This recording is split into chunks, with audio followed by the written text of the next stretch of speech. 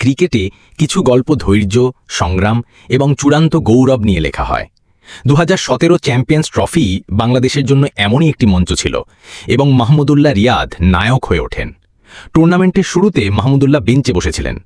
অনেকেই তার ফর্ম, দলে তার স্থান, এমনকি তার ভবিষ্যৎ নিয়েও সন্দেহ প্রকাশ করেছিলেন। কিন্তু ভাগ্যের অন্য পরিকল্পনা ছিল।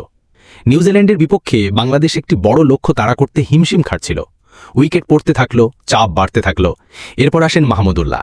শান্তভাবে, কমনীয়তার সাথে এবং নির্ভীক স্ট্রোক দিয়ে তিনি খেলাটিকে ঘুরিয়ে দিয়েছিলেন। তিনি একটি শ্বাসরুদ্ধকর সেঞ্চুরি করেছিলেন, যা বাংলাদেশকে একটি ঐতিহাসিক জয়ের দিকে পরিচালিত করেছিল, যা তাদের সেমিফাইনালে নিয়ে গিয়েছিল। সাইডলাইনে বসে থেকে ম্যাচ জয়ী হওয়া পর্যন্ত মাহমুদুল্লাহ প্রমাণ করে দিয়েছিলেন যে সত্যিকারের চ্যাম্পিয়নরা কখনোই হাল ছাড়ে না। তার CHT-17 ইনিংসটি বাংলাদেশের ক্রিকেট ইতিহাসের অন্যতম সেরা মুহূর্ত হিসাবে আজও স্মরণীয়। এটি মাহমুদুল্লাহর গল্প, যে ব্যক্তি বেঞ্চ থেকে উঠে নায়ক হওয়ার জন্য উঠেছিল।